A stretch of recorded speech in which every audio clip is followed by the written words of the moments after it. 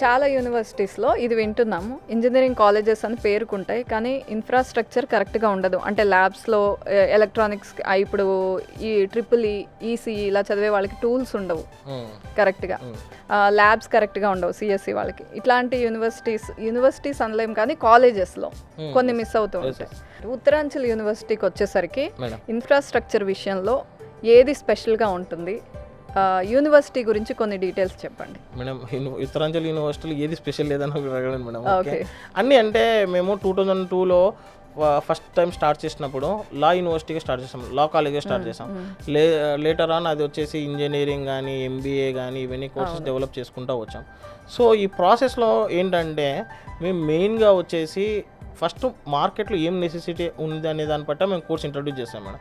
ఇప్పుడు bachelor of homeopathy కానీ, bachelor of Ayurveda కానీ, బీ ఫార్మా కానీ, డి ఫార్మా కానీ, బీబీఏ కానీ, ఎంబీఏ కానీ, బ్యాచిలర్ ఆఫ్ అగ్రికల్చర్ కానీ, బీఎస్సీ ఐటీ కానీ, ఇవన్నీ కోర్సెస్ మేము ఏం చేస్తామంటే ఒకటే ఇయర్లో పెట్టలేదు మేడం. ఓకే, 2002 నుంచి డెవలప్ చేసుకుంటూ ఇట్లా పెట్టాం.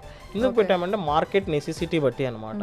సో మేమేంటంటే ప్రతి ఒక్కటి ఫర్ ఎగ్జాంపుల్ మేము బీటెక్ ఒక మెకానికల్ కోర్స్ మేము ఇంట్రడ్యూస్ చేసామనుకోండి. ఫర్ ఎగ్జాంపుల్ ఆ మెకానిక్ కావాల్సిన ఇన్ఫ్రాస్ట్రక్చర్తో సహా ఎవ్రీథింగ్ అనేది యూనివర్సిటీలో అవైలబుల్ ఉండేటట్టు చూస్తాం మేడం. ఎందుకంటే ఫస్ట్ వాళ్ళు ఇక్కడ ఎక్స్పీరియన్స్ చేశాకనే తర్వాత ఇండస్ట్రియల్ విజిట్కి అనేది వెళ్తారు. మేము రీసెంట్ ఇయర్స్ బ్యాక్ మేము ఏరోస్పేస్ ఇంజనీరింగ్ యూనివర్సిటీలో ఇంట్రడ్యూస్ చేస్తాం మేడం. సో ఏరోస్పేస్ ఇంజనీరింగ్ చాలా కొన్ని యూనివర్సిటీస్ మెయింటైన్ చేస్తున్నాయి. But the thing is that they don't have ఏమన్నా లైక్ చార్టెడ్ ఫ్లైట్ అంటారు చూడండి, డెమో చూపించడానికి ఫ్లైట్స్ ఉంటాయి చూడండి, ఆ ఫ్లైట్స్ కూడా ఉండవు అనమాట. సో మా యూనివర్సిటీలో ఏంటి ఆ ఫ్లైట్స్తో సహా మేము A to Z ఎక్విప్మెంట్ మేము సెటప్ చేసాం.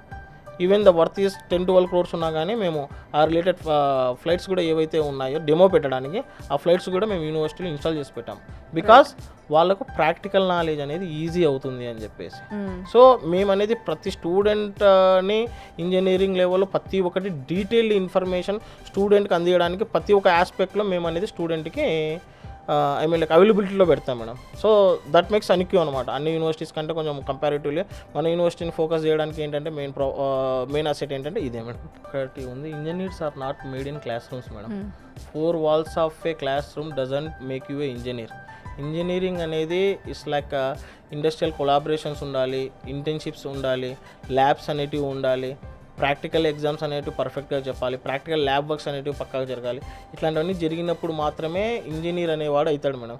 ఏదో 4 walls ఆఫ్ ఏ క్లాస్ రూమ్లో కూర్చోబెట్టి తను ఇంజనీర్ చేయమంటే మనం చేయలేము, ఎప్పటికీ చేయలేము. ఓకే.